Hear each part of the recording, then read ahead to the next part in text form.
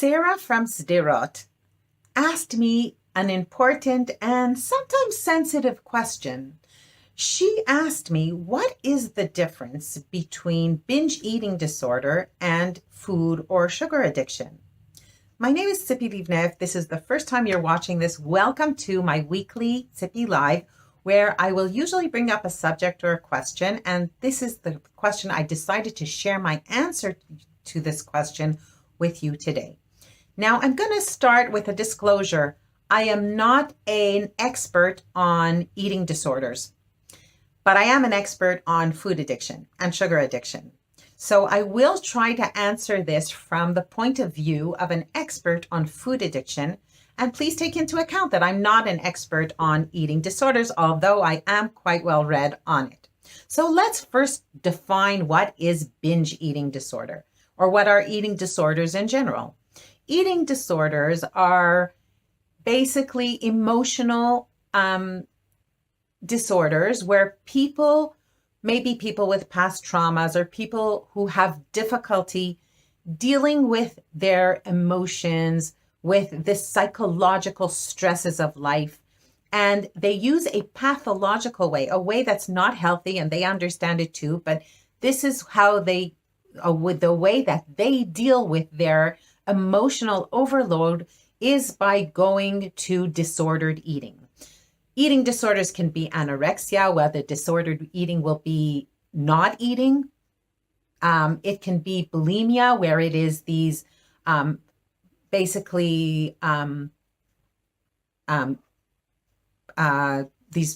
binges, right, where they eat a huge amount of food in a short amount of time and then purging, like vomiting or laxatives or purge exercising. And then there's binge eating disorder, which is basically bulimia without the purging. It's these binges, right, where it's usually women, but not necessarily, will eat a huge amount of food in a short amount of time. But without the purging, they won't go and vomit it up or take laxatives or what have you. So many times women who suffer from binge eating disorder will also suffer from obesity. And of course, the binges are not on celery and lettuce, right? They're binges on what I call SSH, usually these starchy, sugary, hyperprocessed foods. So that is binge eating disorder. Now, food addiction or sugar addiction have very similar symptoms in some ways, because many of the people who suffer from food addiction will have binge eating as one of their symptoms. They will have these episodes of eating a large amount of food in a short amount of time. But here's where the difference. Binge eating disorder is an eating disorder, which means it's part of the realm of emotional disordered eating. And many times the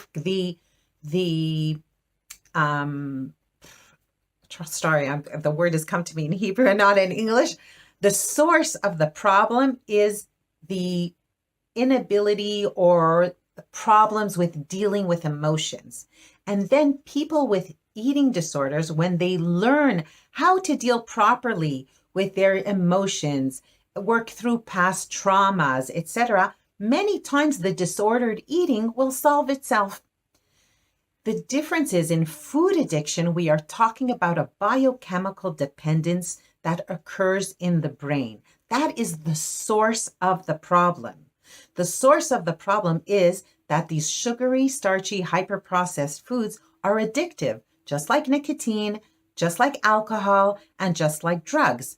And then what happens is when someone who has a tendency to be more sensitive to the addictive quality of these foods, when they eat it, then they want more. And then they eat more. And then they want more. And the brain kind of overloads. And at some point, the brain just can't, it's not a matter of I want to eat it or I don't want to eat it. It's like I cannot not eat it. It's like the power of choice is taken away.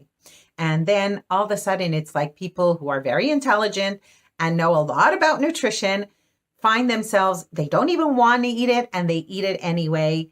And sometimes it will be in binges, but not necessarily. There's a lot of food addicts out there who are grazers. They're just like sort of noshing or like grazing on food all day, just a little bit. And sometimes that's an even more dangerous form of food addiction than episodes of binging, because sometimes these people will not even be aware of how much they're eating and how much they're harming their body, because they say, I only eat a little, I don't eat a lot, but they only eat a little many, many times during the day. Another typical symptom of food addiction, which is not necessarily typical of binge eating disorder, is that it gets worse with time, and there's withdrawal when they try to stop. So the classic symptoms of food addiction the classic symptoms or criteria of addiction from other substances like nicotine or alcohol, right, or gambling, will present in people who have food addiction. It's like, really, I can tell you as myself, I am a food addict and I would binge, but I would also graze and binge. I mean, when I was at the height of my food addiction, at the low bottom of, I couldn't not eat. All I wanted to do was eat all the time, all day, every day. So I would have binges, but I would also be constantly eating and just constantly chewing. And I couldn't not eat. I couldn't not eat these foods. I couldn't choose not to eat them. And here's the thing. People who suffer from binge eating disorder, as I said, when they go to emotional therapy, when they go to therapy and learn to work through their emotions, then their binges will solve themselves. People with food, I know many people who were diagnosed with binge eating disorder, and they went for food disorders therapy, and it didn't help them. But when they used the addiction treatment model on their disordered eating, then they found a long-term solution. And what is the addiction model? It means, first, if you have developed a biochemical dependence in your brain to some kind of addictive chemical or substance or behavior, first you got to stop using. That's the first solution. Stop using what's addicting you. And then if you want to be in long-term recovery from your addiction, you have to learn how to find non-food solutions to the stresses and emotional overload that happens to everybody in life. Absolutely, because when somebody has stress or emotional overload, the chances of relapse are higher. And relapse is a big part of the what's called substance use disorder, right? Or addiction. So absolutely, it is important for everyone to find non-food solutions to stress and emotional overload. But that's a huge difference between, an emotional disorder and between addiction and addiction. We're talking about here, it's about emotions. Here, it's about chemical dependence that develops in the brain. And yes, in order to have long-term recovery, one needs to change their relationship with food, their inner dialogue with food, and find non-food solutions to stress and emotional overload and social situations, right? Because of this tendency to relapse. So I hope that has made the differences and the similarities between binge eating disorder and food addiction a little clearer to you. And I'd love to hear what you think about what I've talked about and the difference between these two conditions. And if you found this content interesting, please like, please share, please subscribe to my YouTube channel. And I have a very important notice for you. I'd like to talk to you because on this Friday, which, okay, I don't have my calendar. I don't remember. Look it up on the calendar what the date is. In Bristol, UK, the Public Health Collaboration is hosting the first International Food Addiction Conference. I will be there. I will also be there Thursday, the day before, to meet with my colleagues, where we will discuss how we can advance the awareness and treatment of food addiction in the world. And I am so excited.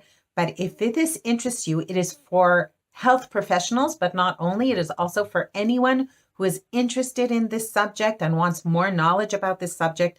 There will be a link to more details on the conference somewhere around here. And on Saturday and Sunday, the Public Health Collaboration is also having its annual conference. So lots of good stuff is happening in the world of food addiction, I'm so happy to say. And thank you for joining me today. Please join me again next week at 8 p.m. for the weekly Zippi Live. Don't forget to like and subscribe, and I will see you next week. Have a great day and a wonderful evening.